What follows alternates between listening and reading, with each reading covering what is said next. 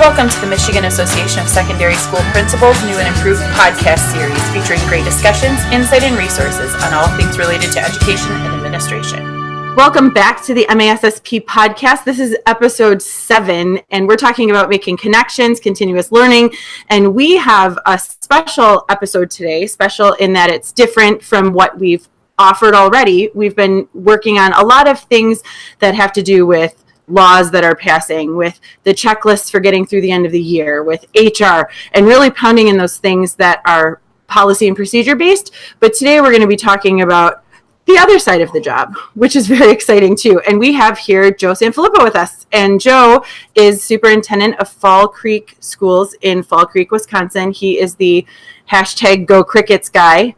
You might have seen the viral video of his daughter tackling him on a snow day. So Joe, tell us about yourself. Well, I'm here to talk with all the stuff that you were talking about before, that the episodes leading up to this. I wonder if it'd be better if we just did bloodborne pathogens instead of talking about. That seems about like on the same path. Man. Another video to watch. Holy cow! Yeah, we've been really getting all these changes in there, and it's good because it's timely. But it felt like we needed kind of we needed to go off on the side a little bit here. So yeah, good. Well, then you came to the right place, because I'm an expert in 6-12 education because I spent 2 years in 8th grade. So I know exactly how this thing works. This is fantastic. Anyway, my name is Joe Sanfelippo. I'm the superintendent in the Fall Creek School District, home of the Fall Creek Crickets, and that's a real thing. That's the mascot. So we are in a really cool spot. We are in northwest Wisconsin, about an hour and a half east of Minneapolis, St. Paul, on the good side. So it's all good in Fall Creek. We have a great group of people. We are a K-12 school, all under one roof. So really neat to have kindergarten kids and high school seniors working together on a regular basis. And I think that's part of the learning that we try to get out there, is that we have these high school kids that are finding authenticity in their days by connecting with kids at different levels. So that's pretty cool. Anyway, so I have co-authored a couple books with my man Tony Sinanis in New York, and the latest one is called Hacking Leadership, where we talk about different ways that we can help leaders take on new things in a practical way, instead of just philosophically how we should change education. And we're just talking about practically how to write notes. So it's not rocket science. It's just about treating people the right way. It's a message that we need to hear, though. So yeah, we'll see. I like it. We'll get there. Yeah, that's right. So some of you may have heard Joe speak 2 months ago now at McCall. So Joe was the closing keynote on Friday. And tell us a little bit about what that looked like, what the message behind your keynote was, what kind of a response you received from the attendees. Talk a little bit about that. Yeah, that was a really cool experience for me. It was a really big venue, and the response was really fantastic. And I was just happy that people stayed. Man, it's the end of the day on Friday. Like, you could have jetted out of there pretty quick, but people stayed and they laughed. And I think every time that I get a chance to talk to people in a big group like that, it's really about we want to make them laugh, we want to make them think, and we want to make them feel, and that's really about it. And so if you can do that over the course of an hour period, I think you find yourself in a really good spot. And the people at McCall, Mark Smith and his entire team, were just phenomenal. I mean, they were just so gracious, and the session was fun. And what we tried to do in that session was talk to teachers about the impact that they have on a regular basis. And I think a lot of times, from a leadership perspective, we often forget that every interaction matters, because you never know which interaction people are going to talk about for the rest of their lives. And we find out that people talk about our worst interactions on a regular basis 15, 20 years later, because that's the one they remember. So we're trying to create these moments for our staff, we're trying to create these moments for our kids and our families and our community that gives them the opportunity to talk about things differently, as opposed to what the narrative has been over the course of the last 20, 30 years of education. So I'm glad that you kind of swung right into right where I was hoping you would, because we've got a lot of this, talking about these positive interactions. In our building, we are outside every day for 20 minutes before the kids come in. You're saying hello to every student that walks in the door. We've got 1,800 kids that are there. I'm exhausted by the time they're in class, but they're smiling, right? They're smiling back at you. They're excited that for some students, that might be the only positive interaction they have that day, outside of working with their teachers.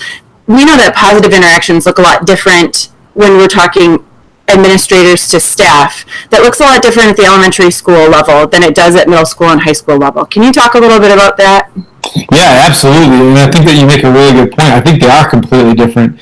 And a lot of times they're different because as a leader, you more than likely you did not perform the job that the teaching staff performs on a daily basis. Meaning, like if you were an English teacher, a lot of times at the middle and high school, people know their subject area very, very well. And if you taught English, sometimes it's hard. You can hang out with the English teachers and talk to them because you have something in common. But when it comes to math or social studies or science or music or whatever the case may be, sometimes it's a little bit different because you don't come in with that instant credibility of your knowledge base.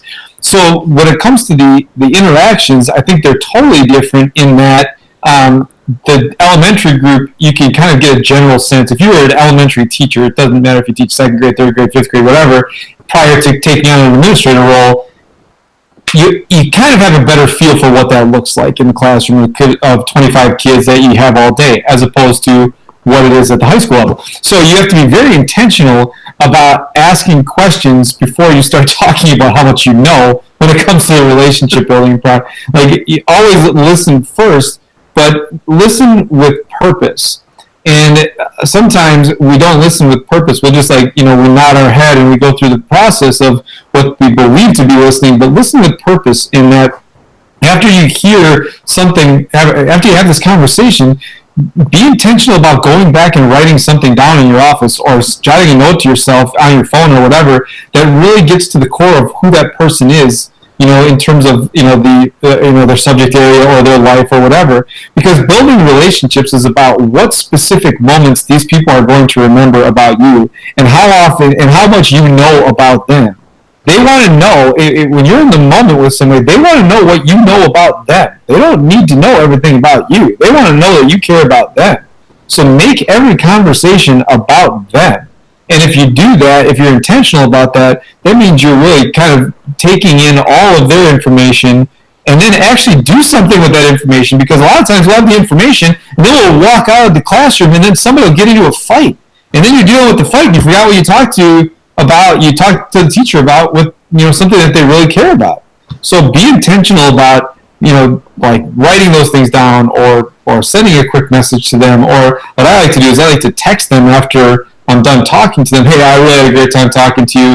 It was really, fun listening to you talk with passion about your family and going out west for your vacation. That was just really cool for me. And I do that because I want to value their time, but I also do that because if I want to go back and reiterate that conversation after I've had multiple conversations with other people, I can go back to that text thread and say, oh, they went to Yellowstone last year, so I can connect on that again.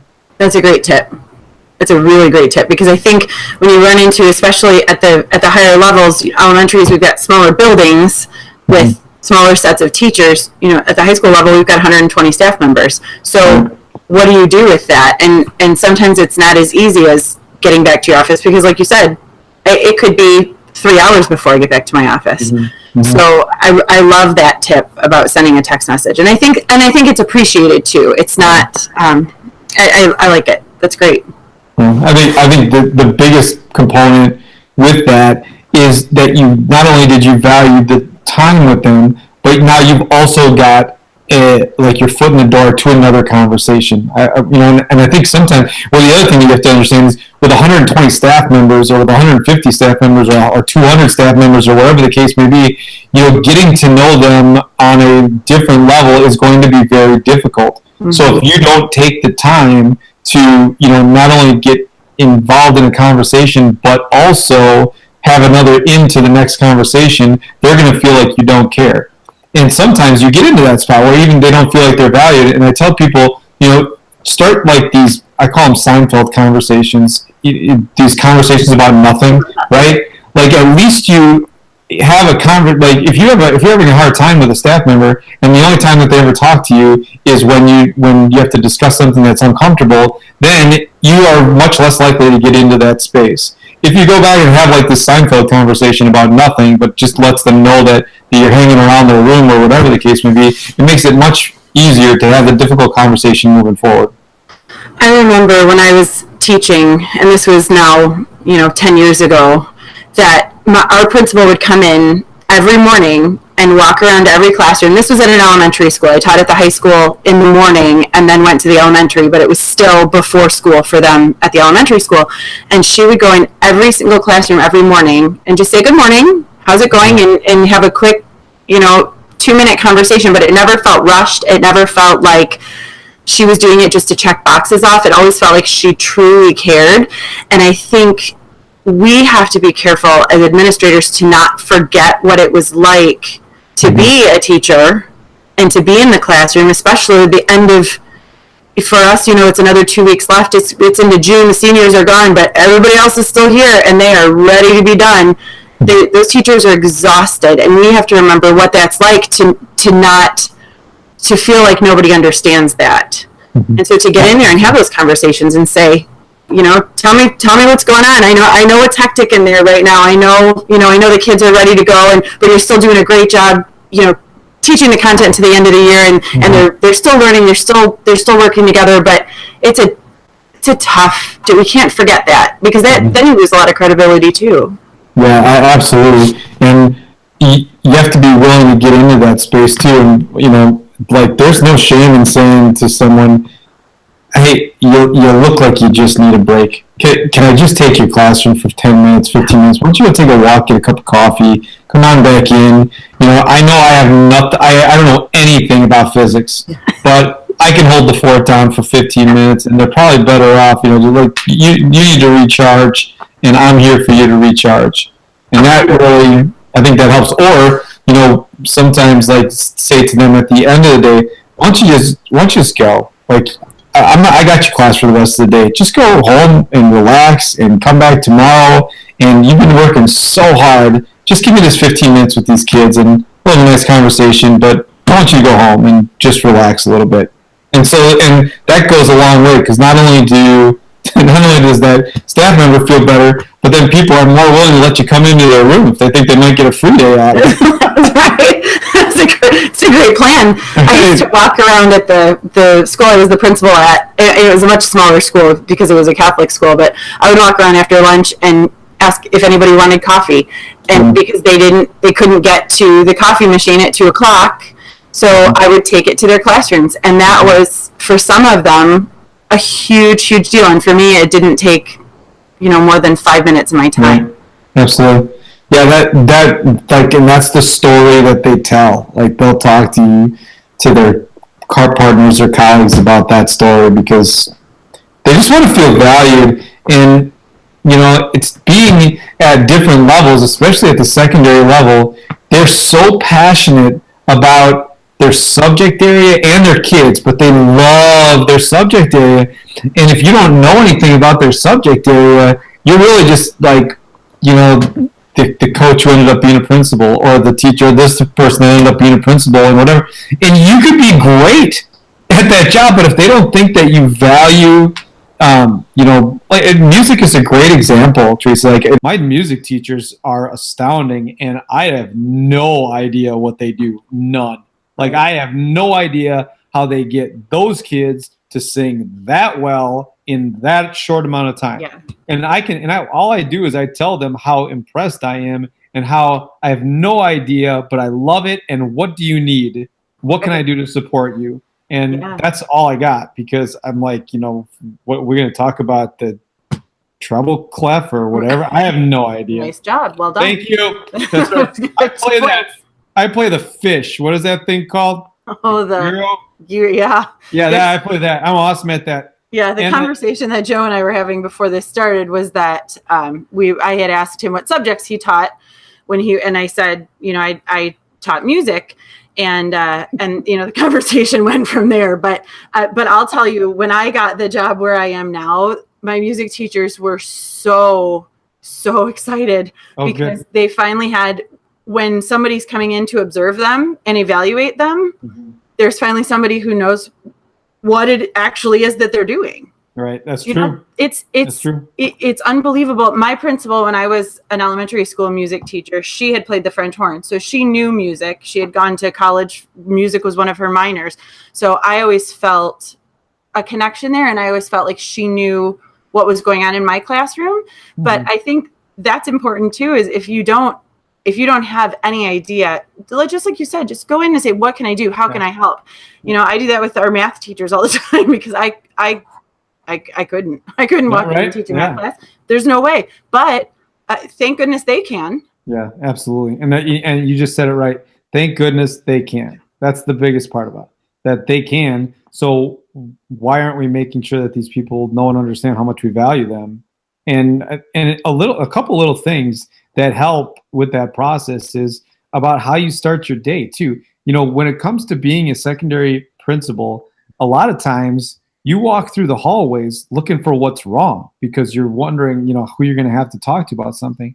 When I started doing that, and I felt like I was walking through the hallways and always looking for who wasn't in the right spot, or why wasn't the locker this way, or why did they have a backpack, or whatever the case may be, then it changed. It just put me in a different mindset. So I started writing 2 positive notes to start my day.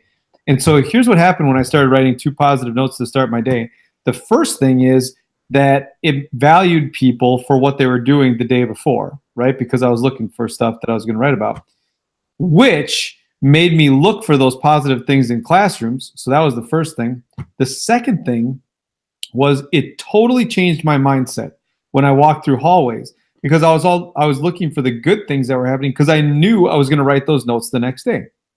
So if you're walking through the hallways and you know that you're going to write those notes and therefore have to look for the good things because you know you're going to write those notes, then it makes you think differently as you walk through the hallway. And I do the same thing with kids when it comes to positive calls home. I try to always end my week with at least 3 positive calls on a Friday to parents.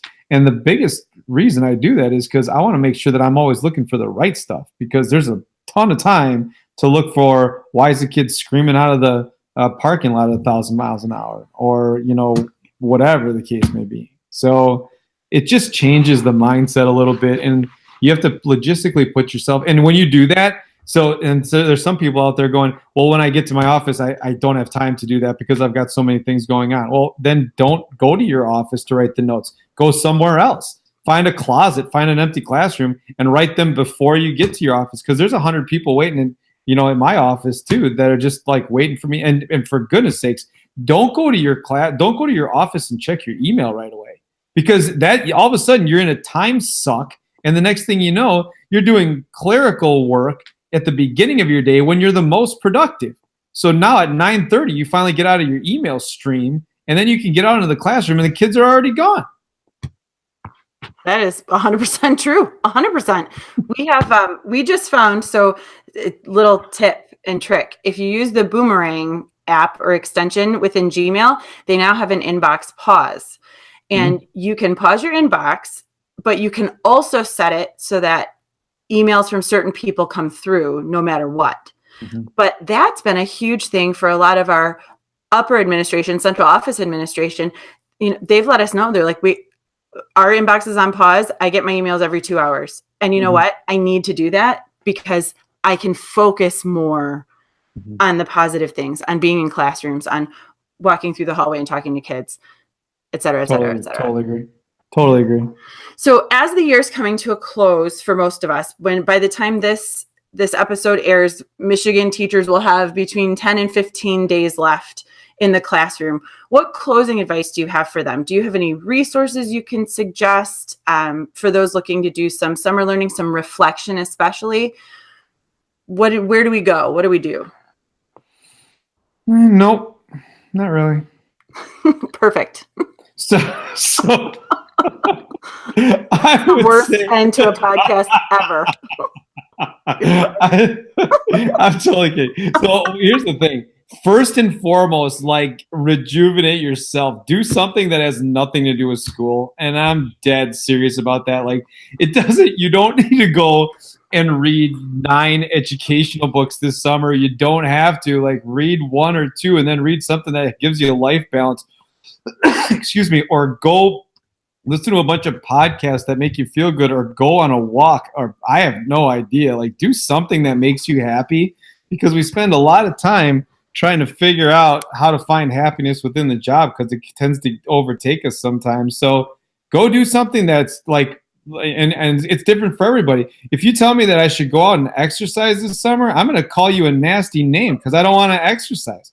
So if you say you should go grab a burger, I'm like, yeah, let's do the burger. I can do that for sure. Right? So you just got to find something that makes you feel good. Be a little bit selfish, please. You give and you give and you give and you give to these students. So please just go out and do something for you.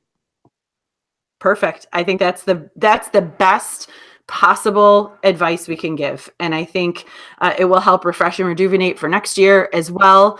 And it does. It just keeps you more of a well-balanced person. We focus our students on making sure that they're taking time off, that they're not overscheduling themselves. We need to do the same thing for ourselves.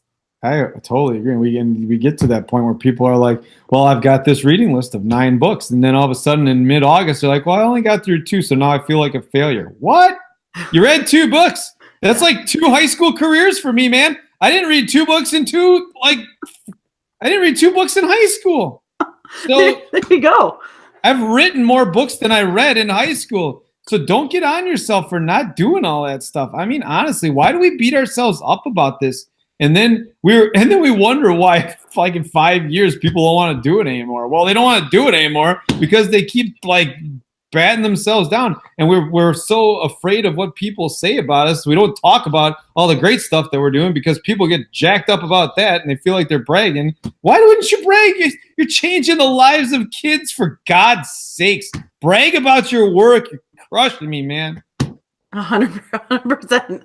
That is one of the biggest things we have to share. We have to share what the students are doing. They're doing phenomenally amazing things. And that's an understatement. There's no reason not to share. I don't know if phenomenally amazing is an understatement. Like, that's a pretty high praise. Phenomenally amazing. Like, that's pretty high. So you should have seen what I went to. I went to tonight. My children had an innovation fair at our 4th, 5th grade building. Yeah. And I walked in to students giving presentations on my daughter built a video game to go with her Choose Your Own Adventure story about the state of Michigan. There were kids who wrote their own songs and then had a story behind it. We had walks of fame. It was amazing. And these were student-focused, student-led projects. Yeah, that's sick. That's awesome. It was so cool. Last week we had a group of kids launch a hot air balloon into space. Like, into space. What? Like 110,000 feet in the air. It's in space. I mean, come on. It's ridiculous. We got it on our Instagram feed. We've got the video feed on our Instagram feed at FC Crickets. It's amazing. My kids rock. And here's the thing. They rock, but guess what? So do yours. That's right. So do anybody who's listening. Yep. The stuff that kids are doing is amazing. And we're so concerned about what the negative side of things is going to say that we refuse to shout the work that we're doing because we're afraid of what people are going to say. And that's ridiculous. And a lot of times it happens before it even exits the school because we're afraid to talk about the great things that are happening in our classroom because we're afraid of what our colleague's going to say about us. And when our colleague says, well, if you do that, then I'm going to have to do that. And I don't know if I really want to do that. Well, you know what? Do it. Do it. Because it's the only way we change the narrative is how we talk about each other. So, Joe, how can people get a hold of you? Well, I'd come to Fall Creek and see some crazy cool stuff happening all over the place. But if that's not possible, how else could they find you? So you can find me I'm on Twitter or on Instagram, or just email me at it's honestly like at Joe_Sanfelippo is where you find me on most social platforms. So. Perfect. But more importantly than that, honestly, if you want to see crazy things that are happening, find the Go Crickets hashtag and just look at it because My kids are astounding, and my teachers are beyond amazing. I mean, beyond amazing. What is that? Is that a rat back there? Oh, it's a cat. So honestly, find the Go Crickets hashtag. Check it out. My people are crushing it. We're talking about launching things into space. We're talking about building survival shelters out of cardboard to go outside in mid-January. We're talking about 7th grade kids starting a business selling worms. We're doing all this stuff, man. Yeah, it's the best. Yeah, you know what? Check out the Go Crickets hashtag. Every school's hashtag should look like yours. And I mean, there's no question about it. Every school's hashtag should have those things because they're happening everywhere, not Absolutely. The worm thing. And some people's winters look different. So I'm not really sure. Some people don't do the snow, but the people listening to this probably do.